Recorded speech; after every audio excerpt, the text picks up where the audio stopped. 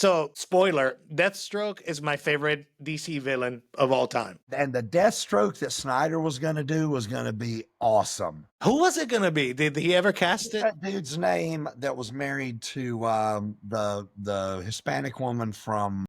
Joe Manganiello. Yeah, him. Holy crap. Yeah, he would have been great. He's the right height, too, because Deathstroke's supposed to be humongous. Yeah. Like... Yeah, and they did a slightly older. scene. Yeah. There's a scene with him at the end of, I can't remember which one of the movies, where he's on Lex Luthor's yacht. I mean, Okay. that's what he looked like. You tell me he was not one of the... That would have been perfect. That's perfect. That was him unmasked. This was his masked costume. That's perfect. That's straight out of the comic book. He was straight out. He would have been a perfect Deathstroke. And just his attitude, the whole deal, he was perfect. Yeah.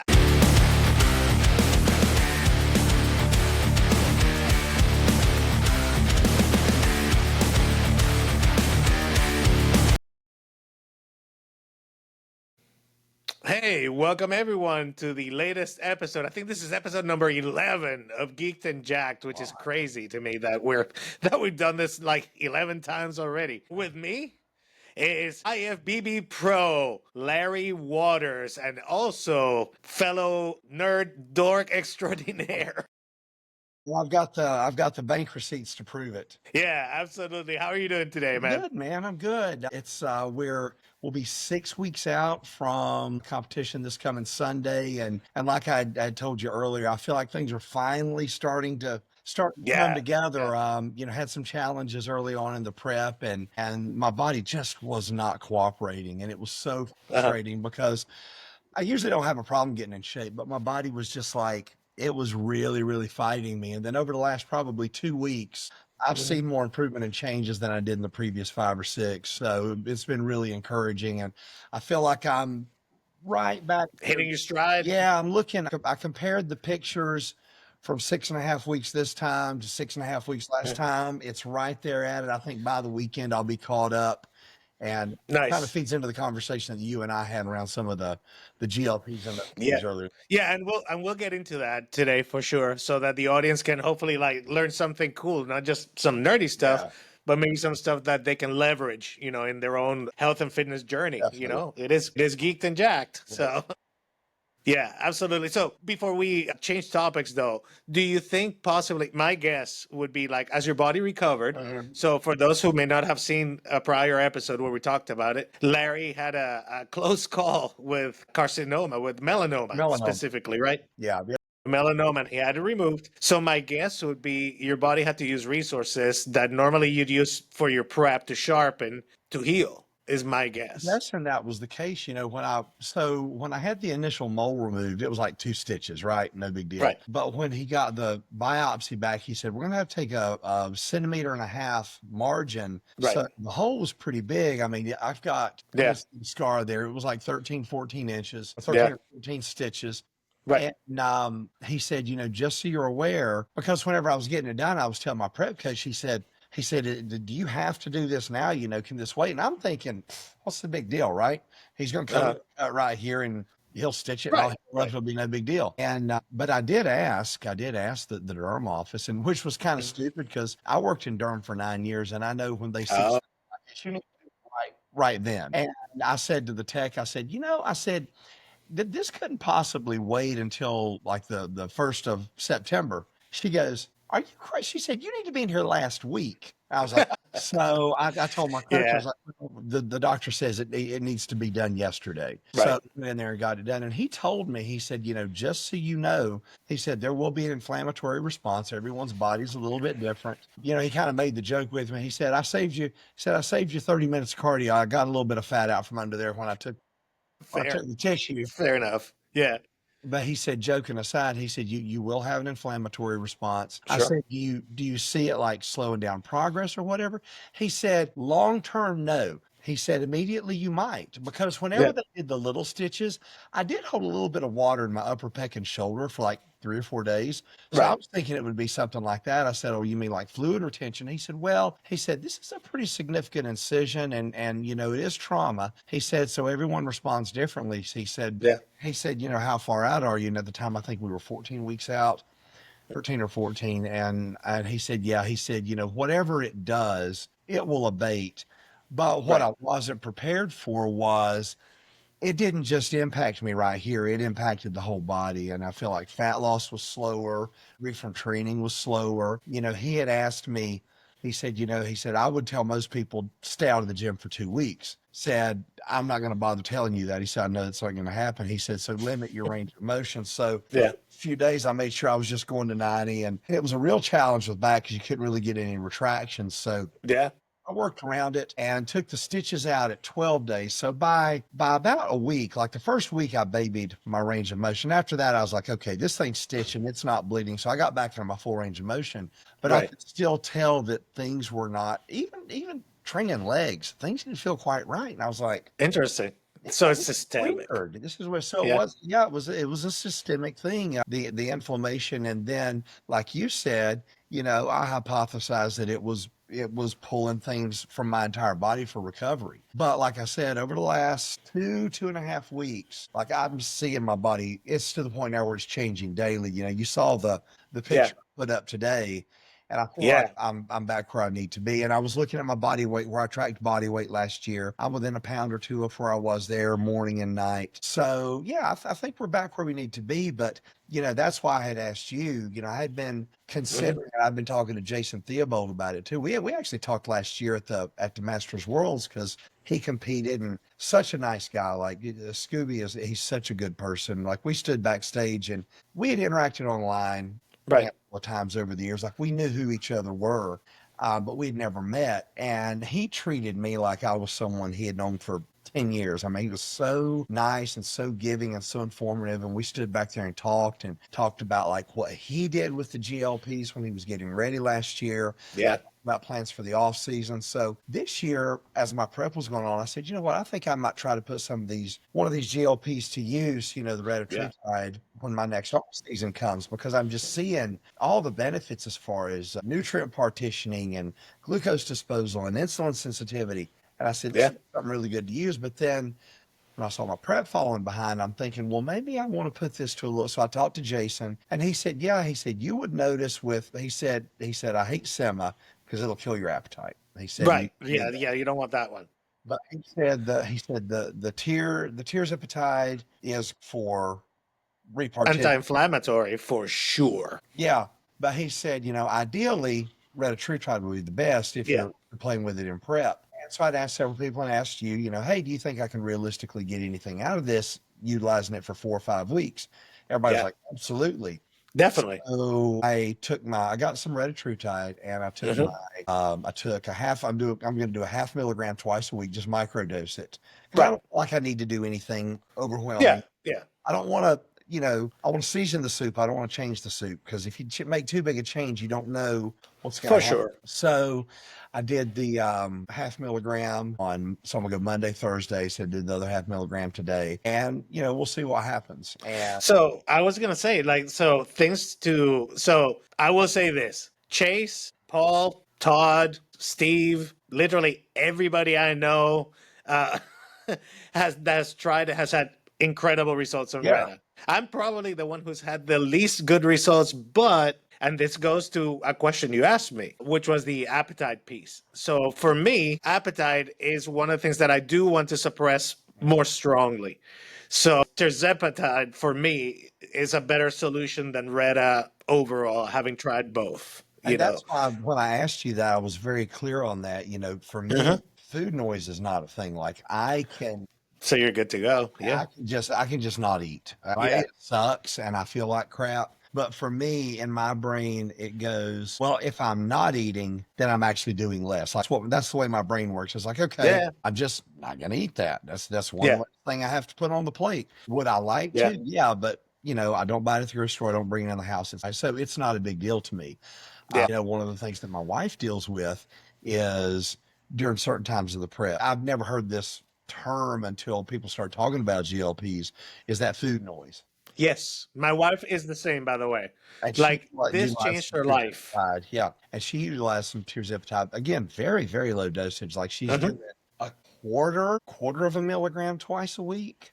Yeah, that's almost nothing. Super 0.5, that's nothing a week. And it's been enough to quiet that food noise. And she's had this has been the easiest diet she's ever done. I think it's several things. I think we kept her really lean in the off season. I fed her more in the off season, so I've not had to have as many low carb or zero carb days, and we're able to do big refeeds once a week. Like, Gotcha. yeah, I think I told you this last time.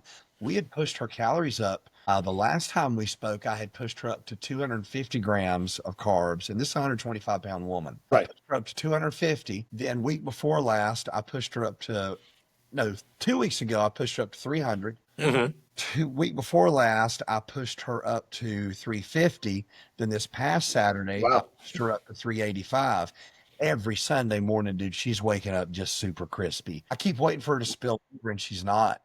Right. So I'm going to push her to 400 this week, and we'll be 6 weeks out. And if that works, then we're just going to start, kind of bringing things a little lower during the week. And a high day in, because now we're getting to that point where, okay, we got 6 weeks. She has when I say very, I mean very little fat left on her glutes and hamstrings. Everything else is just peeled out, the way you want it. Oh my God. The way you want it. It's like, I want to be in the shape she's in. Then I wouldn't be true. And it's never been like that. It's always the opposite. But man, I'm so proud. Yeah. She's worked really hard. And what's awesome is like no clean, no tea. Yeah. She's doing an ephedrine caffeine aspirin stack a few times a week. She's not even doing that every day. Right. We have her hormones optimized. We have her progesterone, like just regular HRT stuff. Yeah. And nothing above and beyond. And she looks incredible. I'm more excited about her in 6.5 weeks I am me. And so so I love hearing stories like this of like less is more, like some of us, like depending, I mean, I don't compete, I'm just a gym bro, but say if I wanted to go on a vacation and be nice and sharp, I'd probably like try a couple of, tirzepatide. I might up the dosage a little bit. Definitely watch the diet. We know that it's 95% diet anyway. All these things are like a little extra, but maybe throw some SLU. The SLU PP332 has been amazing for me as an extra as far as the nutrient partitioning. It seems to have a great effect there. But you guys are all set. Yeah, I've never used that before. I'm utilizing that this year.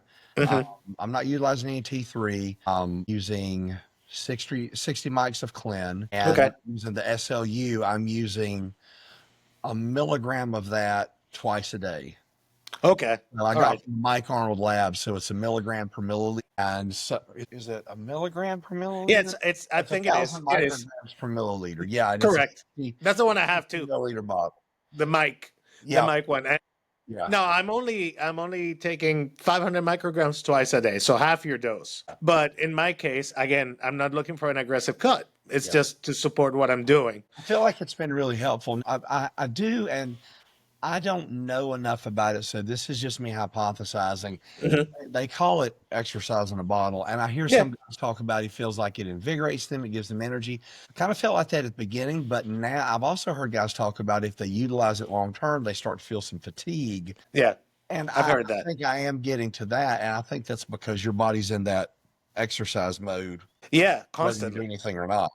Yeah. Constantly. So it is an exercise mimetic is how I've heard it referred as. And in my case, I feel like I like it as a pre-workout, strangely enough. Some people say they don't feel it. I feel like it gives you a nice little extra oomph, and you definitely sweat more, for sure. That is for sure. And I do sweat pretty heavily now, but I don't know if I can ascribe it to that because I'm also using injectable L-carnitine, and that stuff makes me sweat. That'll do it.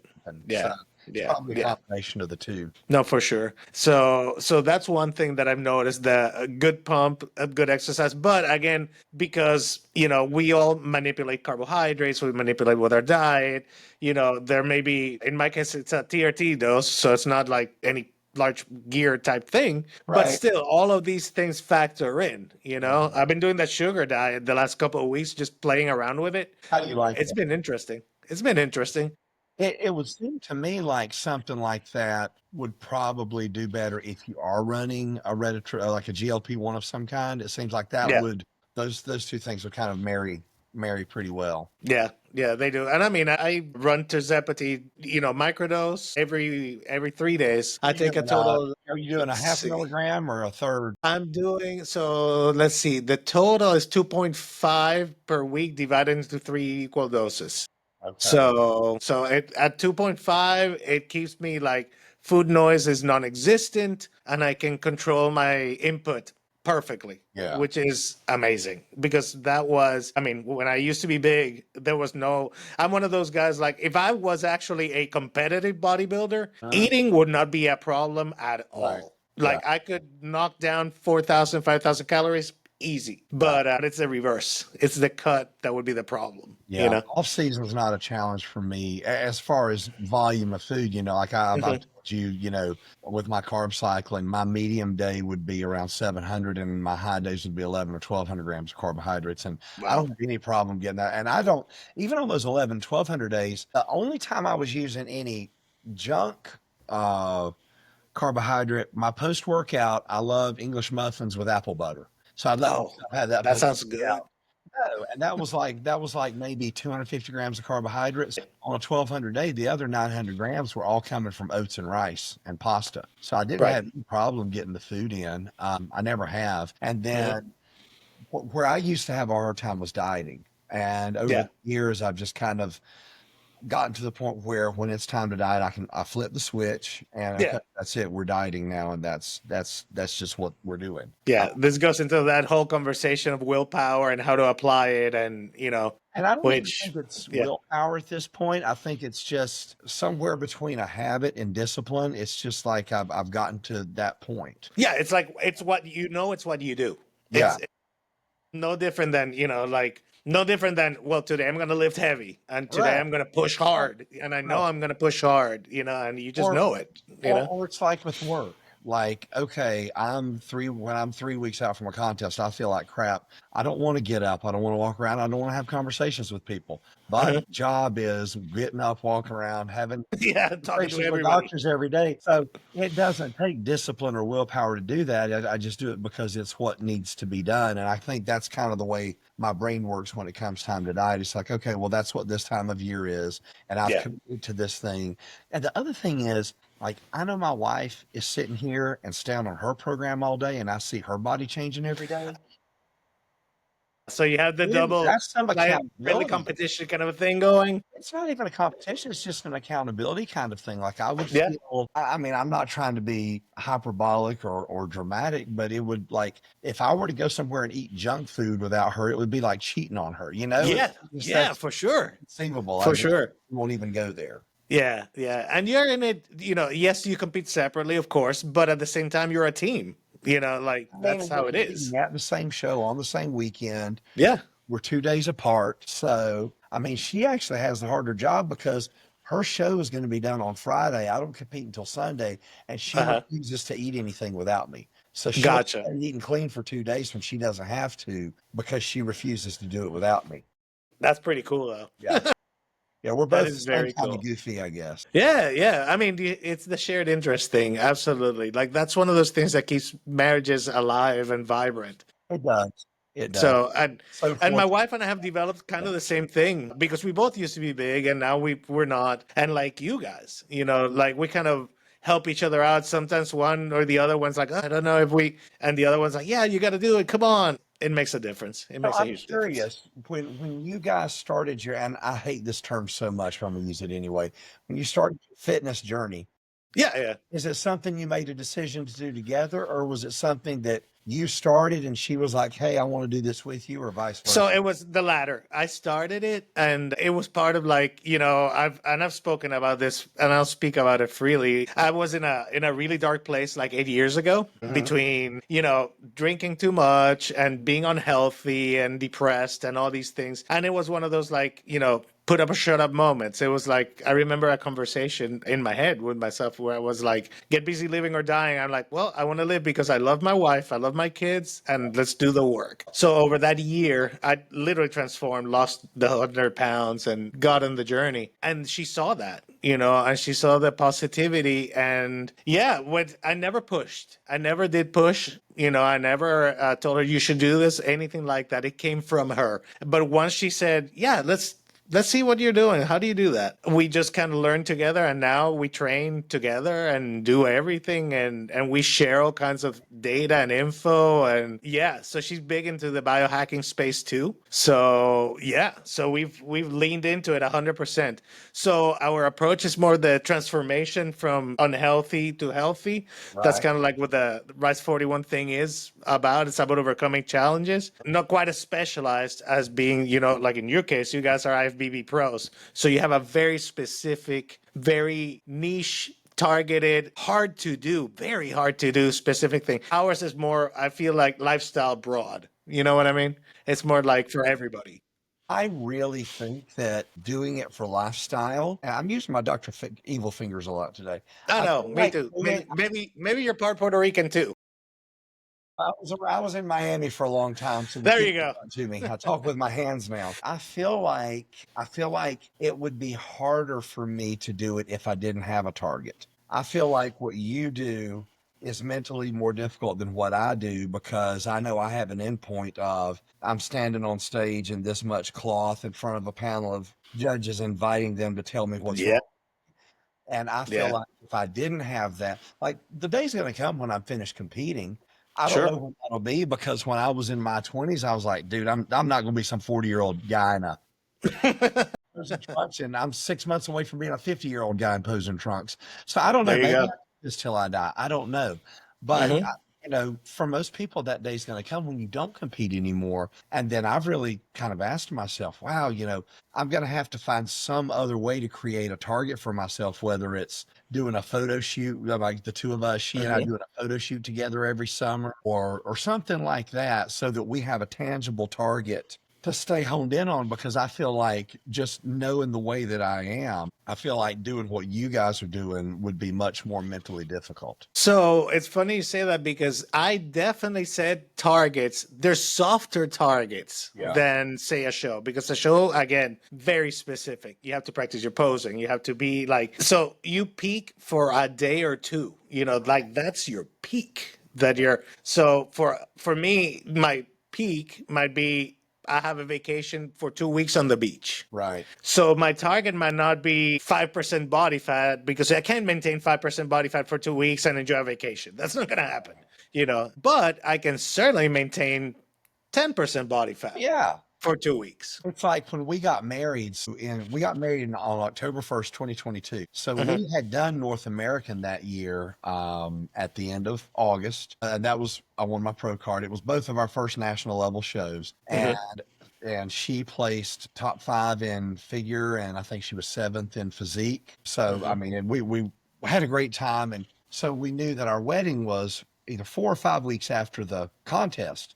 Oh, wow. Okay. We ate what we wanted to Saturday night, we ate what we wanted to Sunday, then Monday we both went right back on the program. We went to what we were doing at three Right. weeks out, and we stayed on that till the wedding. Because I'm gonna tell you, if I wouldn't have, they fitted me for the tuxedo 2 weeks out from the contest, I would fit in that tux. Yeah, for sure. That thing barely fit me as it was. Yeah. By the time I got something that would fit my waist, Hmm. the pants were fitting me like tights. Look like Ronnie Coleman leg day. Yeah.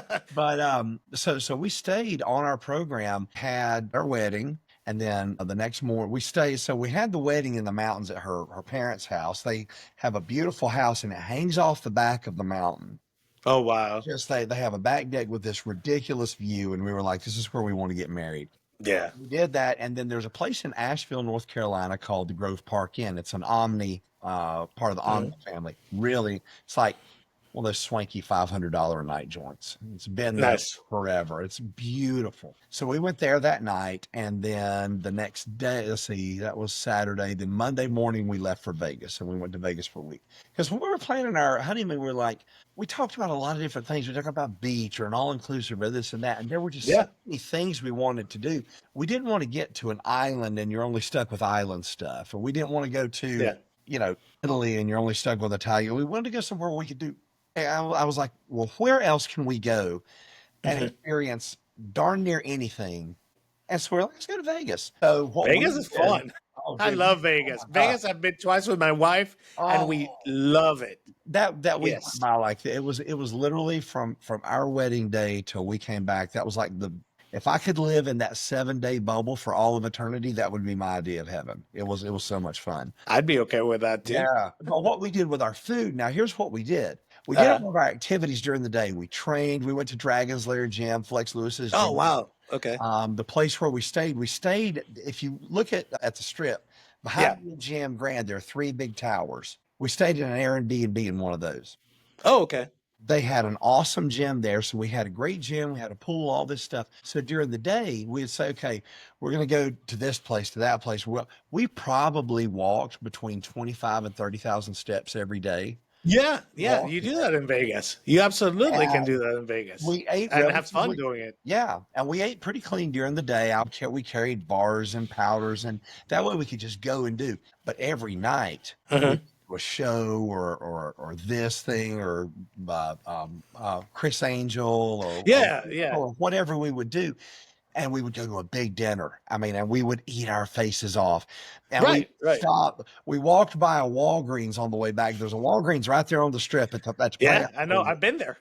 And we went in there and we got M's and this snack and that snack, and we take it back to Doritos, and we go back to the room and we would eat our face. So we would be good during the day and get all those steps in. We'd get our faces off that night.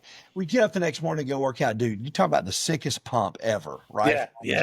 Yeah, because you're fueled. You're fully fueled. And we stayed in great shape. We had pictures and all that kind of stuff. So yeah, it can be done. It can be done. Absolutely. We had a very similar experience. My wife was a speaker, has been a speaker twice, the 2 times we've gone. So I'm just the plus one, you know? Yeah. So I'm the one who's actually kind of goofing around, walking around, but very similar to you. We stayed last time, we did the Bellagio one time and then the MGM Grand. Both of them have very decent gyms, you know? Oh, yeah. So, and Vegas is such a walking place that you can eat like a madman, like you said, and still be just fine. You know? It reminds me of when I went to Italy years ago, but you walk everywhere. And dude, I ate when I say I'm like every morning was like some kind of frothy, full milk breakfast grain and pastries and this and that, pasta and pizza and probably a bottle of wine at every lunch and every dinner. Right. Olive oil.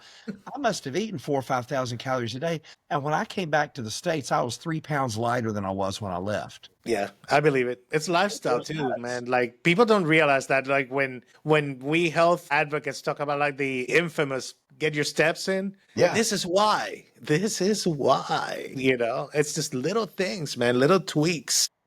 And the food quality in Italy, though, that's the other thing. You know, dude, I mean, I could eat things that would irritate my stomach here. I eat them over there, and an hour later, I'm ready to eat again. Like my body burned right through it. Food was so fresh. Yeah. I remember going to a restaurant, and I don't remember what the meal was, but I remember getting a chicken breast. You know, here you get these monstrous mutated chicken breasts. Yeah. Chicken breast there was about this big. Yeah. But it was a completely different texture. It wasn't all blown up with saline solution and hormones and everything else. Yeah. It was delicious too. I'll bet. Yeah. It was a thing. Absolutely. I mean, the things we learned. So for the audience, get your steps in so you can eat everything. Yeah. That's basically it. Literally. So, all right. So let me ask you, you have now we're switching back to the geek side of the house.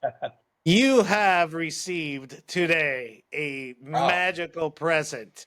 So, and Hasbro does what's called a HAsLab. They're basically crowd funds. And what they do is they do big ticket items that are too expensive for them to do at retail. Retail space is not the same as it was like when I was growing up. You'd have Castle Grayskull and the G.I. Joe aircraft carrying all this stuff in stores. But because of price points and production costs, things are made in bigger scales now. And real estate in retail places is just super expensive. So now for these big ticket items, Hasbro does what they call their HAsLab program. And about a year ahead of time, they'll say, okay, here's the HAsLab that's going to come out in a year. And like the first one that they ever did was Transformers. It was Unicron, which is the big bad guy from the 86 movie. And I have it in my collection room, and it's transformed. It's like 2.5, 3 feet tall. It's enormous. It was $600. Wow. Yeah. And you paid your $600 and you waited a year and then hoping it would come, and it came. Now, here's the thing with these HasLabs, but once they close them, they're closed. That's it. Okay. That's all they're going to make. So when Unicron came out, I mean, the day it shipped, people were getting $1,200, $1,300, $1,400 for it on eBay. I could put the thing back in the box right now and get $1,200 for it because they don't make anymore. So they've done it with Star Wars. They did the Razor Crest from The Mandalorian. Nice. And with Transformers, they've done a couple. And then the first one they did for G.I. Joe was the Dragonfly, which if anyone was a kid from the 80s, they know the Dragonfly was the helicopter from like about 84 or 85. I think it was the 85 line. And when we grew up, those things were 12, 14 inches tall because the figures were 3 3/4 inch height. Well, now the figure scale is 6 inch, so vehicles are much bigger. So they did the Dragonfly, and it was enormous. And then the one that they funded last year that just arrived today is the Cobra Rattler, which is their big. It's basically an A10 Warthog, but you can see. Check that out, people. Look at the size of that thing. There's your scale. I mean, this thing is enormous. And it's the details on it are ridiculous. It's got it does the whole VTO. Oh, nice. I mean, this is, if you are a collector or a kid at heart, this is like gold. Yeah. Or crack, depending on how you look at it. It really is. It really is. And then it's got, they do the. Oh man! Just so it's got all the articulation and everything. Oh yeah, yeah. I mean, and it's silly, and of course, it comes with. And the way they do these fundraisers is they'll say, the jet was like $250, and if we fund X amount of them, then they'll do a bonus figure, and if we they keep doing just like with a Kickstarter, how there'll be bonuses as that's cool because that keeps the community, like the collector community, engaged. So it hit all of its tiers. So it came with like 3 bonus figures, which I haven't unpacked yet. I unpacked it and put the main thing together. But yeah, it's so that's one really cool thing. And the other nerd thing I'll show you. So when it comes to collecting, do you know what a blind box is? I do not. Okay. So this started in Japan. They're called blind boxes, and they're smaller collectibles, and they can be anything from Pokemons to whatever. And the gimmick is all of the boxes look exactly the same. So you don't know what you're getting. It's a blind box. And there's one brand that does it, and it's called Loyal Subjects. They do wrestlers. Oh, nice. So like there's the Hulk Hogan from Loyal Subjects. The Brock Lesnar. Yeah. The way that's so cool. They're all in the exact same box. So when you buy them at the store, you don't know what you're getting until you open it. And that's the gimmick. There's a company called Blockies that is doing Transformers. Oh, wow. It's really cool because what they are, they're basically little model kits. And you get a blind box, you don't know what you're getting, but on the box, it shows everything in the assortment. Like this was the first assortment. So it had Prime, Megatron, Prowl, Jazz, Blue Streak, Ironhide, Ratchet, Thundercracker, and Skywarp. And you don't know which one you're getting. So there are 9 in an assortment. So if you buy a case of 9, you get all of them. Gotcha. For sure. Packed one to a case. Yeah. So these things. So this is and they're super articulated. Sweet. There's like 50 pieces. You got to put it together. But these are my new addiction. These are the coolest little things. Oh yeah. And there's cool small collectible size that you can like have a bunch of them and display them. Yeah. So I've opened one. Let's see. I've opened 1, 2, 3, 4, 5, 6. So I've opened 6 of them from the case. Nice. So that means there's still a Jazz, an Ironhide, and a Ratchet in there to open, and they have several waves. Did I see Starscream there, or is that Skywarp? No, Skywarp and Thundercracker. Starscream is in wave 2. Gotcha. It's weird. Yeah. But yeah. So it's what they do, and they're smart because basically these are the exact same mold. They're just different colors. Just like, and again, this is, if you remember the old line, you remember there were a lot of repaints. So it's just like Prowl and Blue Streak. They were the same mold. Different colors, different characters. And like each of the waves, they have a different Optimus Prime. There's like an Optimus Prime, and there's a Nemesis Prime, and there's a Shattered Glass. So it's the same mold in different colors. Yeah. Yeah, man. There's so much for the geek side of Geeked and Jacked, man. There's so much. Yeah. The other podcast I do, Door Claire, one of the things that we talk about is how no matter what you like, doesn't matter whether you like Conan, other barbarian stuff. Do you like Star Yeah. Wars? Do you like this? Do you like that? There are a lot of independent companies. If you like G.I. Joe, there's a guy, his name is Bobby Valla, and started his own company called Valaverse, and he bought the license to some other military brand from the 80s. But basically, he built them in the same scale as G.I. Joe. They fitted perfectly with the G.I. Joes.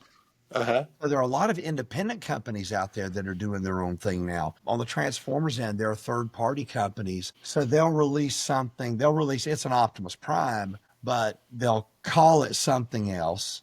And they won't do the Autobot insignia. There are companies that just make labels. So you can buy this thing from here and this thing from here. And you can customize it. I Exactly. got you. Yeah. Okay. Or if you like, horror movies, there's something for everyone, like the kids that came up, the next generation after mine. Teenage Mutant Ninja Turtles was the big thing. Yeah.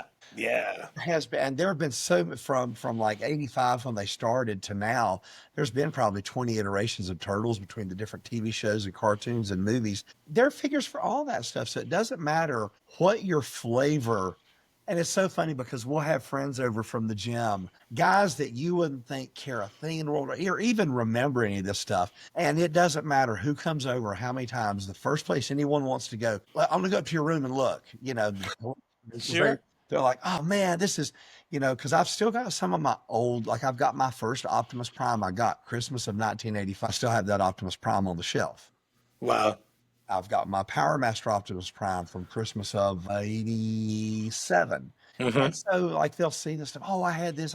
Well, this is an updated version of this." And it's fun to watch other grown men look at the collection, kind of see them reliving their youth. I mean, it's such a warm, comforting memory to me. Yes. Like it's like to this day, my best friends from high school, we still play, D&D characters from 30, 40 years ago. We still have them around. We still have all those stories. We still have all those toys, So, and you probably remember this. One of my favorite things I have, they made a Dungeons and Dragons toy line when I was guessing the third or fourth grade. And there was a character, and he was in the D&D source books. He was on the cartoon, I think, one time called Warduke. I don't know if you remember this. Yeah, I remember Warduke. Absolutely. There were stats for that guy. Yeah. So NECA, they're a toy making company. They make a lot of horror stuff, but they're doing an advanced Dungeons and Dragons line. That's amazing. That is, I never would have guessed that they would have made a Warduke, because that was an illustration from one of the, like you said, one of the rule books. I forget which one. It might have been. There's another line. So in 2002, He-Man made and there was the company that did the sculpting for them was called Four Horsemen Studios. They did that Castle Grayskull, and they did the He-Man classics. They did a lot of stuff for McFarlane Toys when he first started, Spawn and those guys. Yeah, those are phenomenal. Now called mythiclegions, and they do, and I'm not a big all-in collector for that line, but I have several pieces. If there's something that I really think looks cool, I picked it up. So, the mythiclegions line, it's like their own barbarian line with their own mythos that they've created. Wow. Super That's super detailed, by the way. Oh my gosh. The sculpting and the detail. And this is another line that once they make it and release it, that's it. So some of their early stuff is worth a lot of money on the secondary market. But they did some homages like they did. And this was one of my favorite figures from last year. Just the detail they put in. The detail is astounding. I don't really know anything much about the mythos and the storyline. I think they look cool, but they do homages. So they did this guy. Do you remember the bad guy from the Dungeons and Dragons cartoon, Venger? Venger, of course, with the one horn. Oh my God, there he is. Yeah. So it's kind of like their version. And they did a character years ago, and he looked just like Warduke. But they've never re-released him, never remade him. It's like $300 on the aftermarket. And Bill, who is the guy who runs the other podcast, for Christmas this past year, he got a bunch of parts from a bunch of these different Mythic Legions, repainted them, and he made me a custom warduke. Wow. Yeah. Holy So shit. That's if anyone out amazing. there, if you like swords and sorcery and that kind of stuff, Mythic Legions is so much fun. And then they started a new line with it last year called Cosmic Legions. So it's the same company, studio, but it's more sci-fi based stuff. And it's just really this is the best time to be a nerd. It's the best time to be a Oh, collector. for sure. This is the best timeline ever. It is. We It have is. the We movies. had the awesome, even though Marvel stuff hasn't been that great recently. Yeah, but everything before. Wolverine, Yeah. Fantastic Four, I'm going to go in with an open mind. But we had the MCU, we had the Infinity Saga, and that was incredible. Yeah. And did you get to see Superman yet? I haven't. I'm watching it this weekend. I tried to get out last weekend, and in my area, it was mostly sold out, which I assume is a good sign. So let's talk about it. So Let's talk about that's Superman. on the DC side, and DC's growing pains over the years. The Snyderverse was kind of stop and start. I felt like Ben Affleck was a great Batman. I felt like Henry Cavill was a great Superman. Absolutely. Yeah. They just didn't have good movies. And that was Yeah. So with this new Superman, I went in again, open mind. I loved how bright and hopeful, and I got the feel of Superman. I saw the advertisements. So spoiler free, it's not a perfect movie. Okay. There are issues. And even if you, and I'd say it's 80% really good, 20%, what the F were you thinking? Okay. But Fair. it's James Gunn. And Guardians of the Galaxy movies or Peacemaker or Suicide Squad, you know what you're getting. Like there are dramatic moments that could have breathed a little bit more before they came in with the quick joke. But I feel like the characterizations were good. And there are people saying it's woke. It's not woke. There's nothing woke about it. I have the best woke meter in the world, and I hate that shit. So I hate that crap. There's nothing woke about it. You've got, I can't remember what that reporter is. There's some reporter for Variety that just likes to stir the pot. And he was the guy with the asking them about the MAGA thing because he's an immigrant or whatever. Whenever they were doing the Agatha all along for Marvel, he was like, "Is this the gayest?" Dude, could you just quit pushing your agenda? Well, it's he was going like, for the clickbait, right? You know, going for that clickbait for that soundbite that just he's like, "Maggie's lose that." No, they weren't. You got two sets of people that are trying to sabotage this movie. You got the people that are mad that it's not woke, so they're trying to make like it is. So they ask people gotcha questions and they try to reframe their answers so it sounds like something it's not. It's not about illegal immigrants. It's not about Israel and Palestine. It's not. It's just a good comic. It's a good, fun popcorn comic book movie. Awesome. And then there are the people who are bitter that Henry Cavill is no longer Superman, and they think that's all James Gunn's fault. Well, whether James Gunn came in or not, they were relaunching the DC universe. That was just He just happened to be the guy.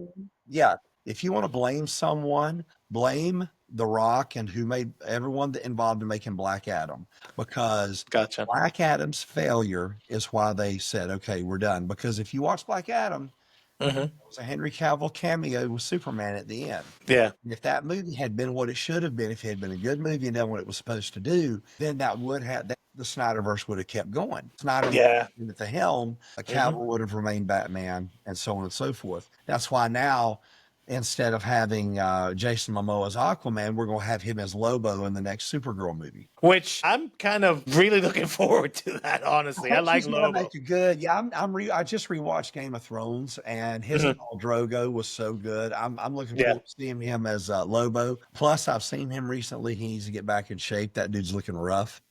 Yeah.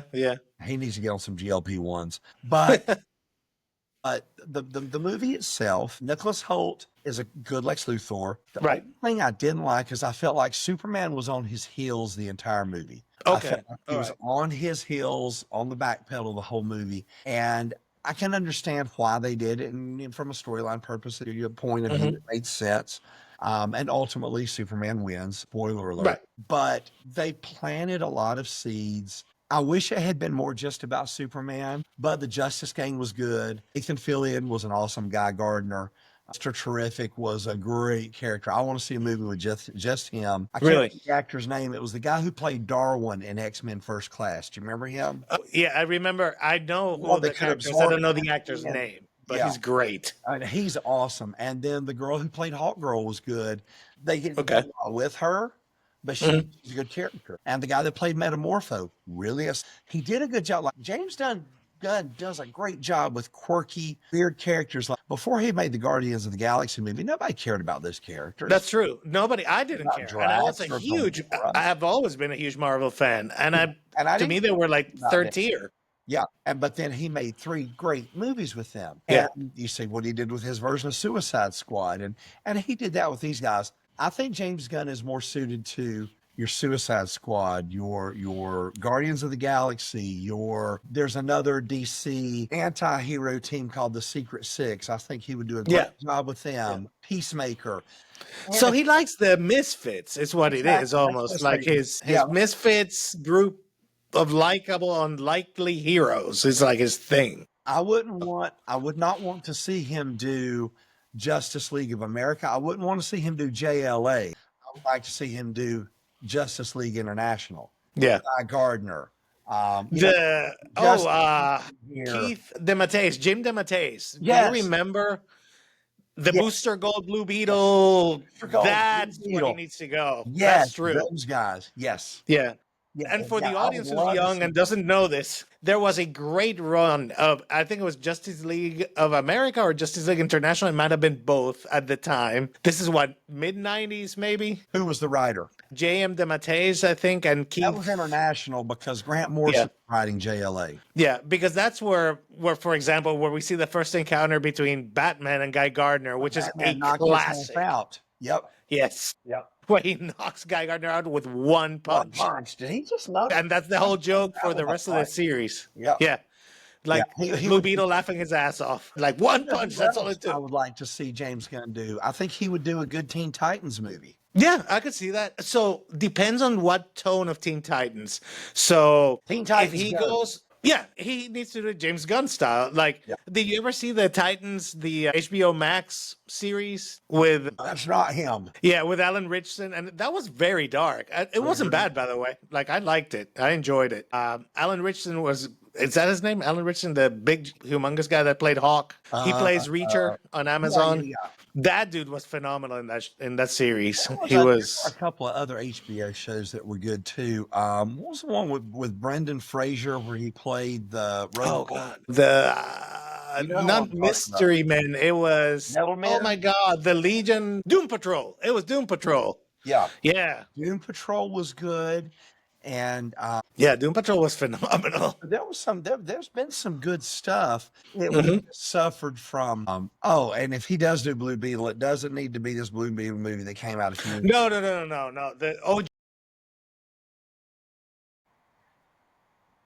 If you don't have Ted Cord, then Booster Gold doesn't work. You're missing out. Yeah. You need both. It's the banter of the two guys that makes it. Even though I have to admit, like when Booster Gold came out, I collected it from the start, and I loved the idea of the because he was so different to everything else. You know, the guy that it turns out he was actually like a time traveling thief, actually. Right. You know, like he had this whole heroic, and he was like the hero that was all about the money and the contracts and all that. And then it turns out, you know, that it was a big scam, and he ends up being a hero. Go figure. It was great. And when Booster Gold is written correctly, what's his little robot's name? Skeets. Skeets. Yeah. Skeets is. If anyone out there has never seen this, imagine K2SO from Rogue One. Imagine that attitude and a little floating robot that shuts up. That never shuts up. Who's a smart ass. Yeah, I love that. He's great. And that's where, and when I watch this movie and I see the Superman robots and Crypto and all this stuff, I'm thinking to myself, man, I'd love to see James Gunn get a hold of those characters because he would do those well. I want to see now. I don't want to see Superman as serious as the Henry Cavill version. That was too dark. Clark Kent would have never stood around and let Jonathan Kent die. That's just that's true. Now, I will say though, disclaimer for me, I loved Man of Steel with all its faults. Like for me, the biggest fault being, Superman killing Zod. I couldn't do it. Two things. There were two things in that movie that would not have happened. He would not have let Jonathan Kent die, and he would not have killed Zod. That's when you get the Phantom Zone projector. That's when you do what you need to do. Yeah. Because there are certain things Superman doesn't kill. Batman doesn't carry a gun. Right. There are these things that are non-negotiables. Yeah, you change the character too much if you break those rules. Then it becomes a whole other thing. It's not true to the spirit of the character. You can call it Elseworlds, that's fine. Now, I'll say this also. This is my own little theory, and I'm probably wrong, but I'm going to have to be wrong. Okay. They've said that the Robert Pattinson Batman is Elseworlds, that it's not going to be part of this universe. Maybe. But I think part of the delay in them making the second Batman movie of his, I think they're still making that decision. I think they've said he's going to be Elseworlds, but I really think he would fit in with that universe nicely. I would really like to see them just fold him in, fold him into that universe and keep him as that street level. If they're going to build and have they're supposed to have a big tentpole movie every year. Well, there's next year's Supergirl. Well, if you're going to do Justice League, you have to have the Trinity. You got to have Superman, Batman, Wonder Woman. So if we're doing Supergirl 2026, that means you got to have Wonder Woman or Batman 27 and the other one 28. That's a long time wait for a Justice League movie. Yeah. So my thought is you do Supergirl next year, you do Wonder Woman 27, you do that second Batman movie in there somewhere, and you tell us you're going to fold him in. Then in 28, they can do Justice League. Yeah. Yeah. And the thing that I'm liking that you mentioned, and now I really want to see this movie, is the change of the shift of tone. The shift from again, nothing against Snyder. I like his work, but it has a specific tone. It's got that gritty, dark, sepia tone. Everything is super high stakes kind of vibe, right? Whereas James Gunn has a little bit of the playful vibe, maybe a Silver Age kind of a feel, you know? Yeah, maybe. I think that at the end of a Superman movie, you should feel hopeful. Yes, Superman, he really is about hope. He's a big Boy Scout. He's supposed to be the big Boy Scout. He is. He's a superpowered Captain America. Yes, and you should feel like that at the end of the movie. That's why I think that the 2006 Brandon Routh Superman movie, I think that one's underrated. It was a great character study. It was a great way of seeing what makes I am a god among these people that I care about, and how does that play with my psyche? That's the heavy duty. That movie made, because Kevin Spacey's a good Lex Luthor. The mistake that made that movie was, we're going to do the real estate thing again with the Kryptonians. Yeah, all about land, and they needed to move beyond that. Like the opening of that movie, when he saved the space shuttle and then he saved that airplane, and remember he landed it in the base. It's phenomenal.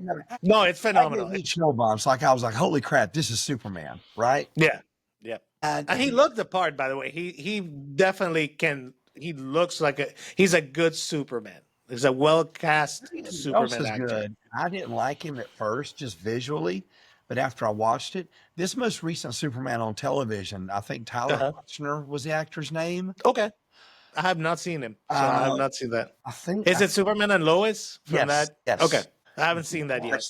He is really those TV shows. They had some when they had that Worlds of Tomorrow, when they had that interaction. Brandon Routh played the Superman from the future. And Cryer played Luthor from the future, and Tom. Yeah, The Flash was great. The Flash TV show was phenomenal. Arrow was good. I really enjoyed Arrow. So, spoiler, Deathstroke is my favorite DC villain of all time. And the Deathstroke that Snyder was going to do was going to be awesome. Who was it going to be? Did he ever cast it? That dude's name that was married to the Hispanic woman from...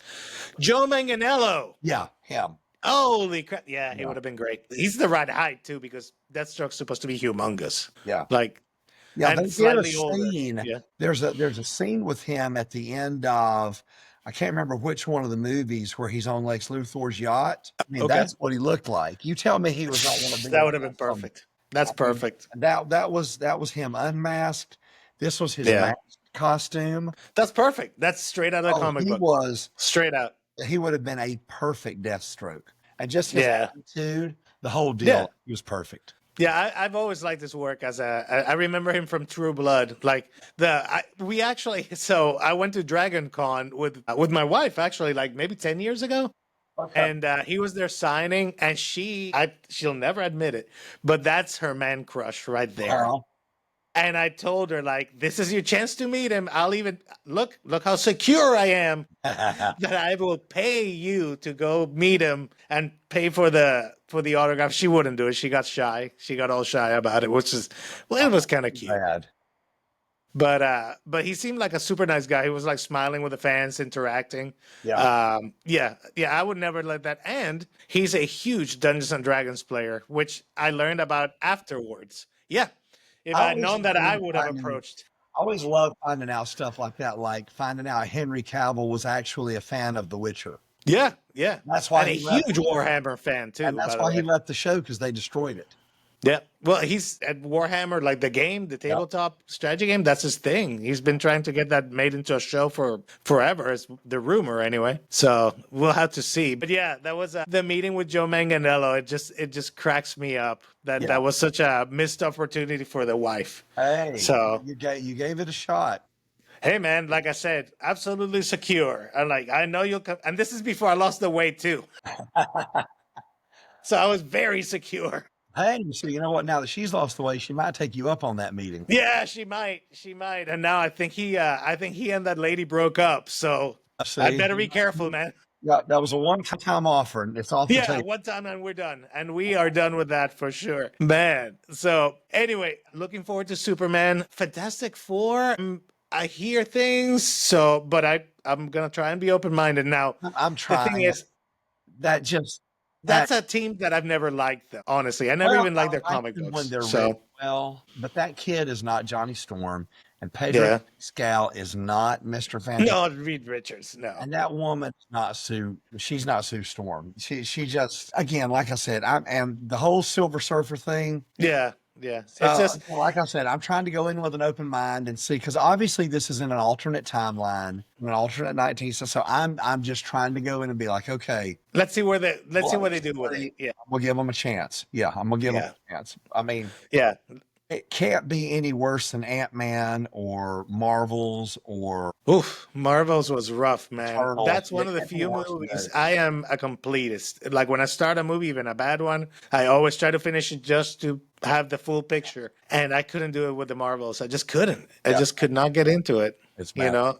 I was buying when the Infinity Saga was coming out, everything on 4K, HD, DVDs, Blu-rays. Sure. And I bought Infinity War and Endgame. I bought the 2 ensuing Spider-Man movies. I bought Deadpool and Wolverine.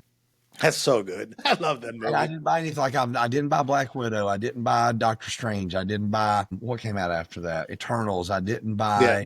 There was a Spidey movie in there somewhere. I bought both the Spider-Man movies. Yeah, those were good. Those were fun.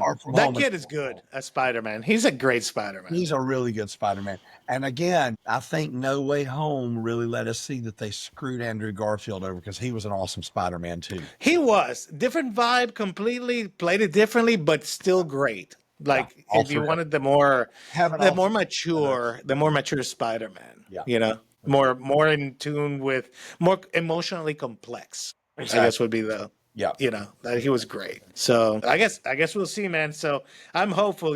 This year may be the year that makes or breaks comic book movies for a while. Is what I'm thinking. Yeah, it is, and I really hope that Superman needs to hit $600 or $700 million to be a success. And I really hope it does. I hope it's got legs, and we'll see. I hope good word of mouth gets people in to see it, because I like the actor's name that's playing him now, Corn Sweat, however you say his last name, Dave Corn Sweat. I think he's a good Superman. He's a good Clark Kent. Lois is a good Lois. Jimmy Olsen is a good Jimmy Olsen. Yeah. I would have liked to have seen more Perry White, and Nicholas Hoult. He's Lex Luthor. He's a little. Yeah, he's good. He's very good. He's a little more of a psychopath than I expected, but still pretty good. But is he like is he a psychopath? But like, he's got to be an egomaniac to be like Luthor. He's actually more of a sociopath, and you'll see There's normally you don't get to see Luthor get his hands dirty and actually kill someone directly. You will see that, and when this happens, you'll be like, "Oh, there's the sociopath," and you'll see it. Okay. You'll get Okay. it. Because usually I think Why? megalomania is what I associate Yeah, in my head with Luther. it's megalomaniacal and more just mean and hurtful. Yeah. And Yeah. you Some see sociopathic. who he kills, why he kills them, and the way he kills them. You're gonna be like, "Oh, you're a bad person." Yeah, yeah, yeah. That it's not like a villain that does it out of expediency, you know, like, no, I just need this Or done. even Thanos out of a misguided sense of right and wrong. It's just like, I'm doing this and I know it's effed up, and that's why I'm doing it. Okay. Now I'm very curious. I will definitely watch this movie. All right, man. Well, I think we're at time. So, my friend, a pleasure as always. Thank you so much. Thanks, man. I enjoyed sharing the expertise. By the way, folks, if you're interested in any of the information that Larry's talking about, specifically about toys, Dork Lair Podcast on YouTube. That's your source. That's where you go. And I'm gonna have a link right here in the liner notes for this. So, guys, if you saw anything that you have questions for us, put it in the comments. Send us an email. The information, again, is down here. Click, like, subscribe, do the things, and we'll keep bringing you some cool, nerdy, crazy crap every week, hopefully. Maybe we'll learn something. Yes, sir. And hey, best of luck. And we'll talk. I'm sure we'll talk before you're 6 weeks out. A couple more times for the contest because we're 6 weeks out. So probably every other week. And of course, you and I are going to talk offline. But yeah, absolutely updates. Yeah, I'm very interested in how this goes. Like you said, you're turning 50, no less. That's what you're doing is amazing. So what's amazing is coming up on a 3-year anniversary. Amazing that she's put up with me that long. That's what. That's fair. Yeah, the women in our lives, man. Those are the real MVPs right there. That's the real put up with our crap downstairs. Absolutely, to put up with our crap. Who knows? Every once in a while, Paul. Every once in a while, makes me think like, there's men's physique. You could try that. I'm like, I don't know, man. That's the thing. There's so many levels. There's so many entry points. Yeah. At the end of the day, it's just about, like you said, that Rise 41. What do and everyone's different. Different thing. What is that thing that's going to make me feel like I pushed myself to whatever that peak is for me? Yeah. And I think that's what's important. Not living up to someone else's standard, but setting your own standard and living up to and excel into that. Yeah. And that's setting a goal and like trying to achieve it, and enjoying the road there too. That's the other thing that people forget. People get so focused on that. It's the process that has to be fun and enjoyable and a challenge that you like, because God knows you guys as competitive bodybuilders, you want to do this contest prep for like 12 weeks of, not eating or just extremely regimented behavior that you have to keep and tighten and get at.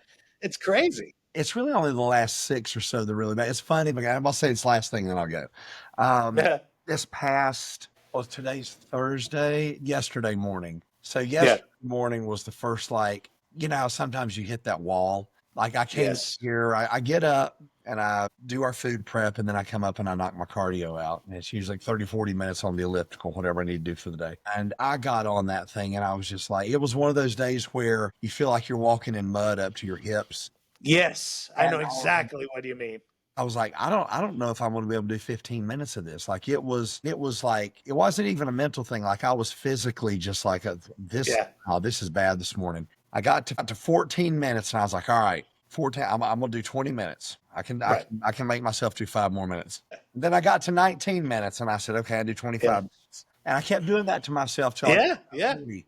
But I was telling my wife, like every prep, there's a cardio session or a workout. And I can always point back to it at the end of the prep and I can say, okay, that was the one where I said to myself, okay, if I can knock this one out, I got it. Because it's when that first time you really, really, really hit the wall. Yeah. And that was the one. And I was like, okay, all right, I'm through that. Whatever else comes, I got it. Yeah. Well, congrats on getting past the wall, man, because a lot of people don't make it. A lot of people can't make it. It was past 40 minutes. Yes, sir. And I know that feeling sometimes. I usually get that feeling after a heavy squat session. Yeah. And then the next day on the bike, that's where I get it. That's where I get that feeling. All right, my man. As always, a pleasure. Thank you so much, everyone. Thank you for spending time with us, and hope you enjoyed. We'll keep making these as long as you guys keep watching. Have a great evening, everybody.